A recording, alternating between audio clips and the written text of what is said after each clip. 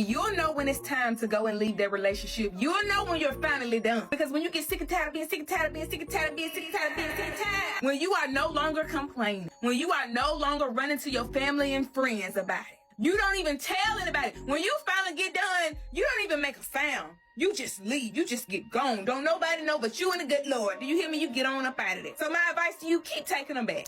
Keep taking them back until you get sick and tired, finally disgusted. You will know when you had enough, not when your family tell you, not when your friends tell you. People can give you all the advice in the world, but only you know when you're done. You're going to know, because when you know, you're not making announcements, you're just gonna make a move.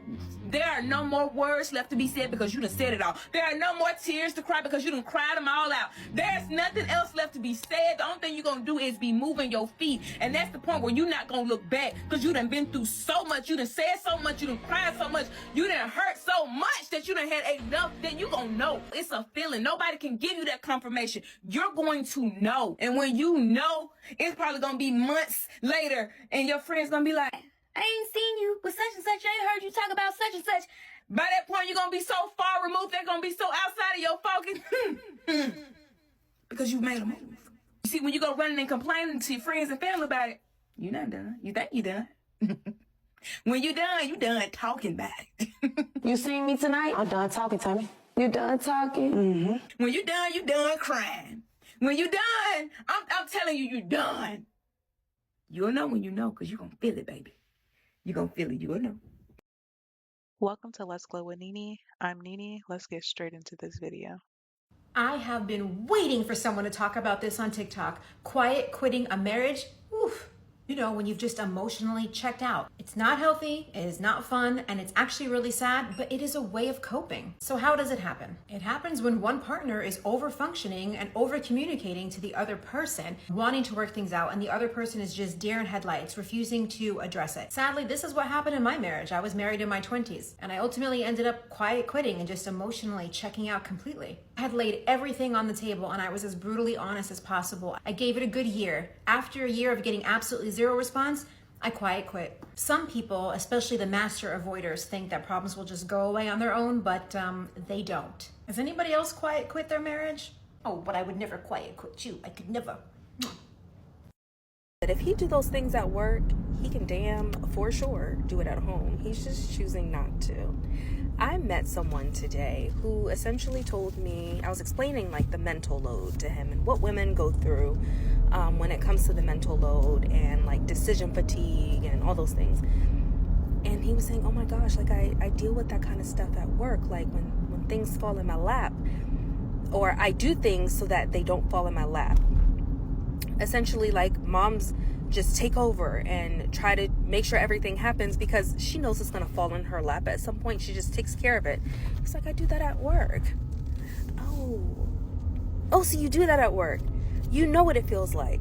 You care about work, but you don't care enough to do that at home. You don't care enough to make sure that, you know, your wife doesn't feel those things. You're perfectly fine with her making all the decisions and being responsible for every fucking thing just so that you don't have to take responsibility for any of the decisions. So you don't have to take responsibility for your fucking family. You'd rather see them drown until she says that she wants a divorce. And then it's like, oh, whoa, sis, what are you doing? A divorce? We're not that bad off. Meanwhile, she's been telling you for fucking years all the things that she's wanted and needed, and you've ignored her. She's told you, hey, can you do this? Very simple thing. Hey, can you do this? Very simple thing. And because you start to do those simple things, you think that she's just not going to just leave you still because you feel like you've measured up. You feel like you've done all the things. You think because you guys have been in it since you were 15 that she's not going to leave. Guarantee you it's only a matter of time, because if she had to push you to go to therapy, she's going to have to continue to push you. You're incapable of pushing yourself because your ego, because you don't feel confident in your decisions, because you want to blame everyone for the outcome and you don't want to be the blame. Men have become exhausting for a lot of women, and this is why a lot of women are choosing to get the fuck out of Dodge. If you are one of those women who have been contemplating, getting the fuck out of Dodge, but you don't know the steps to take, my ebook, Get the Fuck Out of Dodge, is a whole plan. All the questions that you need to ask yourself before leaving to know if you have everything set, to know what you still need before you leave. It's in my bio. Go grab it, sis. When a man says he was blindsided by his divorce, my perspective typically is that his partner was likely quiet quitting their marriage for a long time. We often hear about how women initiate most divorces in heteronormative relationships, and that men can feel really blindsided by the request for a divorce. And what I think has happened in many marriages over a long period of time is that after lots of discourse, specifically about the same thing over and over, and a lack of meaningful change, the woman tends to decide to stop engaging. No longer will she be emotional. No longer will she be asking for more from her partner. No longer will she be looking to them for any sort of meaningful partnership because she's tried, right? Oftentimes we hear about how women are so emotional and they're never satisfied and nobody's happy if mom's not happy, and that they're basically always asking for more from their partners. They're saying, great, you helped me do the dishes, but now can you do it right? Great, you provided me emotional support one time, but can you make sure to be an emotional support partner to me over the course of our marriage? And I think what happens from the male side is typically they are defensive. Men tend to be defensive when their partners come to them asking for any sort of change or engagement level that they're not comfortable with. Not only are they defensive, but sometimes instead of being defensive, they just appease their partner. They say like, yes, I will do that. Yes, I will change. Yes, I love you and I want to do better for you. And then they don't do that.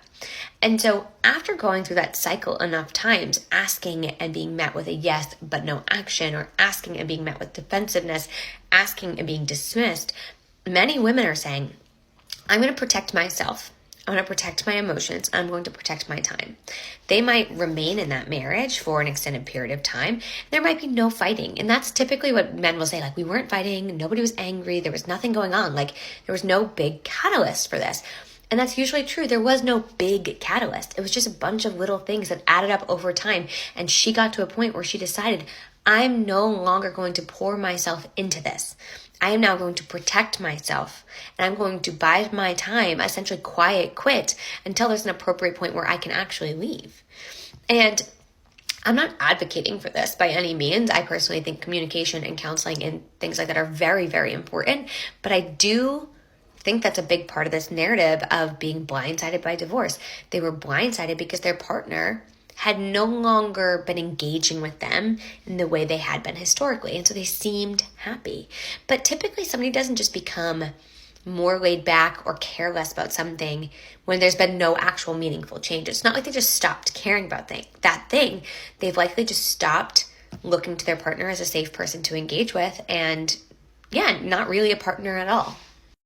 Woman is talking, you still in the game. When she goes silent, it's done. So if that woman is still talking and she's still arguing and complaining, we don't like it, but it's a sign that we're still in the game. Her silence is louder than her sound. If she telling you that she overwhelmed, that she feels like she about to go crazy, that she feels like she losing, the next thing she gonna do is not tell you nothing. And let me tell you something. If she get quiet, bro, close to it, you can forget it. My basketball coach told me, I remember, I was like, bro, he always on me. Like, I played D1 ball. I was like, you always own me. He said, Keon, if I stop talking to you, then you in trouble. As long as I'm talking to you, I'm talking to potential. If she say, you know what, don't even worry about it, bro, you need to go find you an apartment because you're about done. For the past couple of months, I've been reading about this concept called quiet quitting. And quiet quitting is basically when you become dissatisfied with one or more aspects of your job, rather than quit the job, you just stop going above and beyond, which means you're not coming in early, you're not staying late, you are not trying to help a coworker, or, you are just basically doing just enough not to get fired and stay on the payroll. And as I'm reading this, I'm thinking to myself, man, quiet quitting happens in relationships all the time. Have you ever noticed that when a relationship is over, it's been over. Like, it's over long before it's officially declared over, because one or both partners have quietly quit, meaning they're no longer being intentional. The energy is not there. The effort is not there. It has just kind of fallen into this basic routine of good morning text. How was your day? Okay, I'll talk to you later. But there's no real engagement. There's no real momentum. There's no real intention to move things forward. It's just like we're both sitting here. And so if you are in a relationship, ask yourself, have you quietly quit? Has your partner quietly quit? Are you both engaging? Are you both intentional? Or is this the slow runway to its inevitable ending? Have you noticed that I don't like care anymore? I actually have noticed that, and it's pissing me off. And that's what quiet quitting looks like, my friends. Exactly like that. Homeboy's marriage is over and he doesn't even know it. Now, I don't wish divorce on anybody. Truly, I don't. But what do you expect when you have lied to someone so many times, when you have disrespected them and humiliated them so many times? They just do not care anymore. And listen to what that woman says very, very carefully. She uses the word indifferent. I'm indifferent. If someone uses the word hate, maybe you still have a chance because the emotions are deep in there, but she said indifferent. It's done. Not only are women quiet quitting their marriages, which is hilarious to me, they are literally finding themselves and like enjoying every bit of peace and happiness and freedom that they find along the way. And I think it's fucking amazing. Some of the women, many of the women have been getting their get the fuck out of Dodge plans, and it's so exciting to see women like, fuck this shit, like, I deserve better, I want better, I need better, and I'm going to start lining my ducks so that I can get to better, because I know this shit is not it. I think it's amazing. When women use my get the fuck out of Dodge plan, they get ideas on what it is that they need to do for housing, for any kind of support, especially if they are a mom, for income, and for like the divorce process, like just questions that they will want to ask themselves so that they can make sure that they are prepared for whatever it is that they need. I will never believe in setting yourself up for failure. Whenever you decide to leave, I would never recommend just leaving and not being prepared. And so this is why I created the Get the Fuck Out of Dodge plan. Something that I wish that I had when I was going through the process. So I literally just had to figure these things out and like research on the internet and ask my therapist what she thought. I didn't really have too many people to go to ask these things, because the people I know, they're in healthy marriages or they are in shitty marriages and they never left. And so they didn't really have any insight for me. So I decided to create the Get the Fuck Out of Dodge plan so you ain't got to go through that shit like I did. And it takes you way less time than it did me. To get your copy, it's in my bio, you know, where all the things are. And if you ever have any questions about it, let me know. Back in the closet again, where it all started. So everything has been super awkward in my household since my husband found out about my TikTok account. And if you're new here, you know, I started this account 6 or 7 months ago, made some videos about my marriage and how frustrated I was with it. And like a dummy, I told my husband about it. It felt like he had a right to know. Anyway, he blew up, got really mad, and now everything in the house is really super awkward. I guess the good thing about it all is that we ended up having a conversation that was not great, but the resolution was that we're not going to be married anymore. We're trying to work out the details of that, but this is a space and time where it's hard to talk. There's actually a lot of silence going on. Everybody feels uncomfortable, everybody feels weird, and we can't really have any conversation about how to move forward at this point. There's a lot of anger, there's a lot of resentment, there's a lot of emotions, all of that. So what I'm discovering is how much silence there really is between us and how there really isn't much to say. We can't talk it out anymore. The time for talking is kind of over, but we still do have to talk to try to work out what we're going to do next. And we're not really ready. We're not in a space to do that right now because everything is really raw. Everything is really raw right now. It's raw, it's weird, it's uncomfortable. So what I'm trying to do moving forward is just move with discernment and quiet. And it's funny too, because for the longest time in like my relationship, I felt like I didn't have a voice. I felt like no one was hearing me, even though I did talk a lot because I'm a talker. And I always felt that every problem that we had could be talked out. Let's just talk it out. We're adults, we can work it out. But that never happened. And so now we're in this weird space where we know what's going to happen, what the inevitable conclusion of all this is, but we don't want to say anything to each other, and we don't really want to talk about it. And that's fine. I'm just going to move. I'm just going to make the moves that I am supposed to make for myself and learn how to be comfortable with the silence, because the fact of the matter is there isn't anything else left to say. And maybe that's okay, because the time to talk is over. Now it's time to act. I'm sure by now you have all heard about that Twitter post that has recently gone viral. You know, the one with the guy saying that phase where you slowly start hating your girlfriend is crazy. There's, of course, a lot of conversation on this platform about it, saying that this proves how so many men don't even like women. You know, they like the goods, but they don't like women. And I do think this is accurate. But in all fairness, many women reach that phase in relationships or marriage too. As I have said before, marriages die by slow degrees. Relationships do also. Quiet quitting happens as much in relationships and marriage as it does in the workplace. The difference for how it evolves for men and women is, slight. Women quiet quit or when they have already spent far too long in the relationship asking for changes or communicating what they need, to only be met with resistance, negativity, defensiveness, or sometimes things do change for 2 weeks and then it just goes right back to square one. When this is an ongoing pattern, we stop asking, we just kind of give up, we check out, and then eventually we just leave. I think with men, there's often a complacency that sets in. They don't feel the need to be as attentive. They start taking their partner for granted, but they're still very comfortable with the status of being in a relationship or married, the convenience of it all. So they just, do the bare minimum and keep it going until. Or sometimes they know what they're doing. They're sabotaging, hoping their partner gets fed up so that she leaves. And that way he isn't pulling the plug and being the bad guy for giving up a good thing. Have you guys had any experiences with quiet quitting in a relationship or marriage? Getting a lot of couples with the quiet quitting in their marriages. Yeah, and it's funny with the quiet quitting, because what does that mean? A strong, reliable relationship, marriage over time is based on effort. You have to care enough. You have to want it, just like anything else. If you want to be successful at anything in life, you need to put in the effort. You need to put in the time.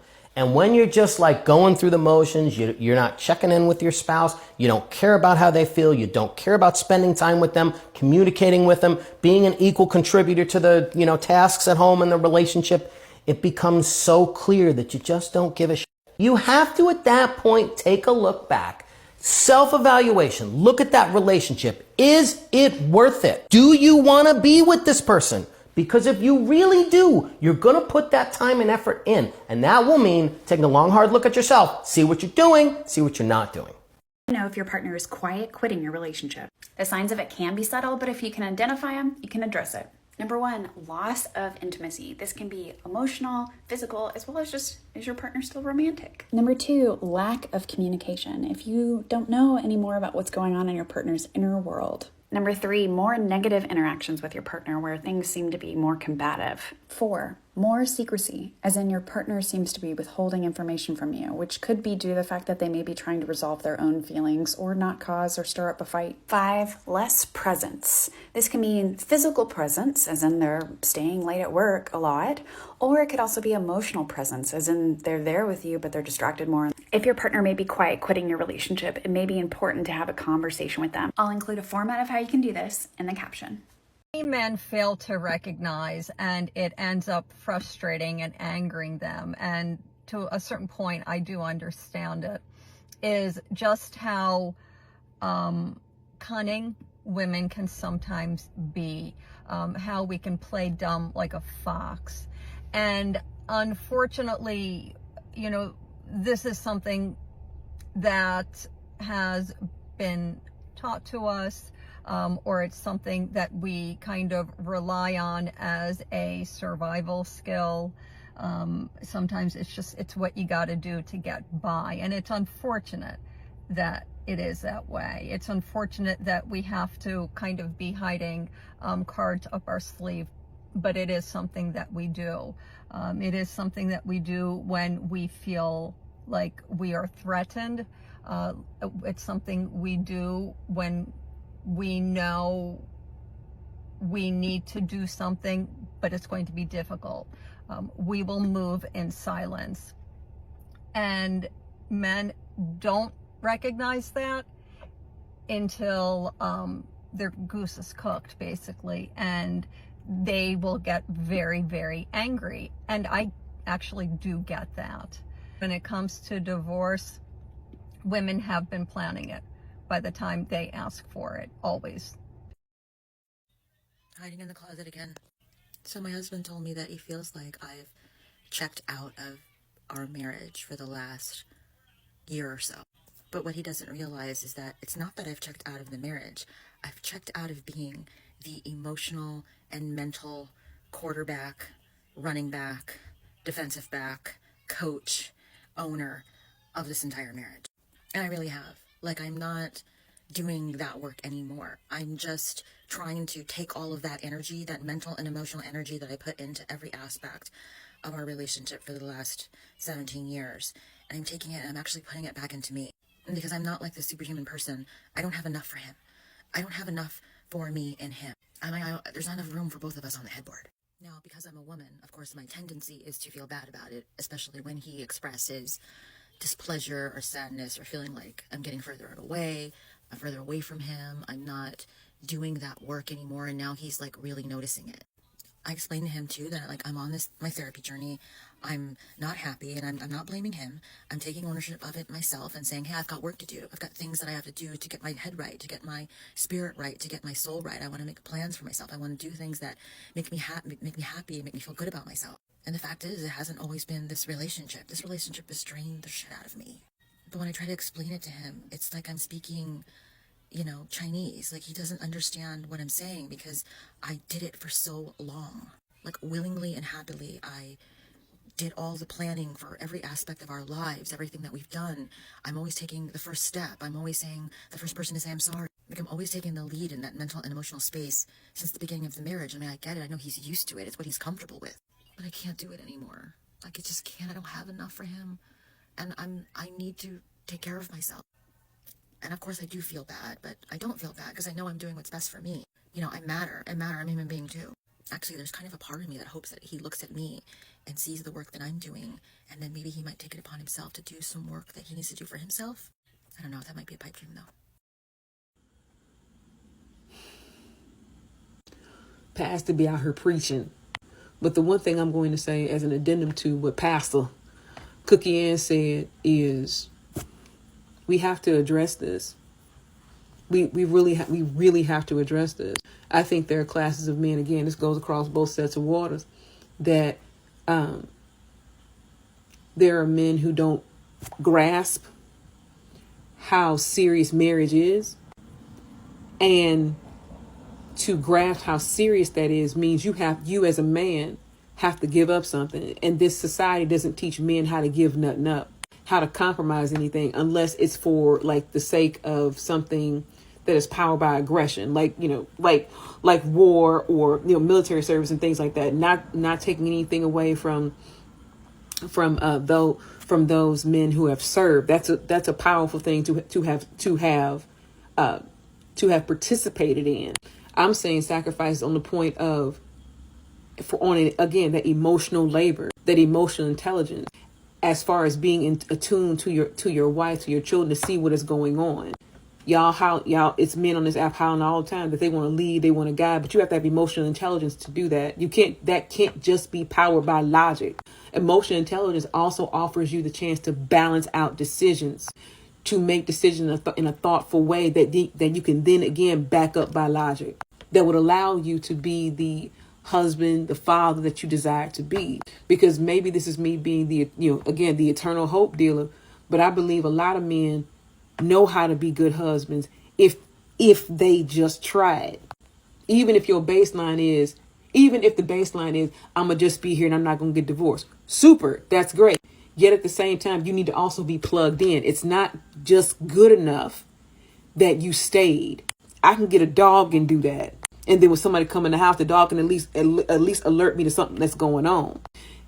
What women are asking men to do is you have to be involved. You cannot be okay with watching me pour all my energy into kickstarting the world every single day, and you just get to ease into your day and do what you want to do. Again, going back to the dish analogy, because most women, how our minds work, everything is connected. So if he can't do the dishes, if he can't do the dishes, that means he can't anticipate if the baby is crying, if the baby is sick, or if I'm having a bad day at work. You're not plugged in.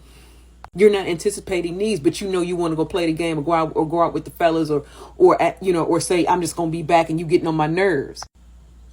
The solution is not just to quietly quit. If you're going to do this, you might as well never gotten married. Save yourself the money. Get that PS5 you want if that's the case. Did you know that the most dangerous time for a woman in a relationship is when she's leaving? Knowing that if you're in an emotionally abusive, verbally abusive, financially, physical, whatever it is, just leave. Pack your shit and go when he's not there. Do not give that man a heads up. Do you know why I'm leaving you? Don't try to get him to change. He's already shown you who he is and who he's going to be. You never know what people are going to do when their back is against the wall. So do not give this person one last opportunity to get a final dig, push, throw your stuff out the door. So don't be one of those cautionary lifetime tale bitches who get in their husband's face and do you know why I'm leaving? And the next thing you know, we're looking for you in a ditch and we're passing out missing posters. It doesn't happen to everyone, but why would you even put yourself in that situation? Just be smarter about it and protect yourself, ladies. I saw my ex-husband for the first time in 8 months. I just saw him. We were married for 6 years. Got a divorce, which was painful. And I'm crying because I'm so happy. And it's not a shade thing. He looks fantastic. He seems like he's in such a good space. But I never thought I would be able to sit across from him, see him, and it have no effect on me. Like, I didn't feel the need to over-explain myself to present as anything other than who I was. I didn't feel this need to show like, oh, I'm doing so good. Like, I'm good without you. Like, it was just like, he was like, how's life? I was like, I'm happy. And I'm so grateful to God, because as painful as so much of my journey being single has been, every different step, every different relationship, friendship, interaction, like, it's all prepared me. And when I sat across from him, I wanted the best for him, and I hope he's happy, and it came from a genuine place. And to know that I sat there and was just like, I hope you're good. And I want to cry because it's like happy tears, just like when you're in it, you don't know when you're gonna get out. You don't know when it's over. And I say this for the person who's in it. It's like, I can't see my life without. I don't know what it looks like. It's not easy, and it takes time, but your heart does heal, and it loves again, and it's happy again, and it gets happy again. And the journey might be hard, and there will be nights and days, but if you just keep going, it gets better. it genuinely gets better.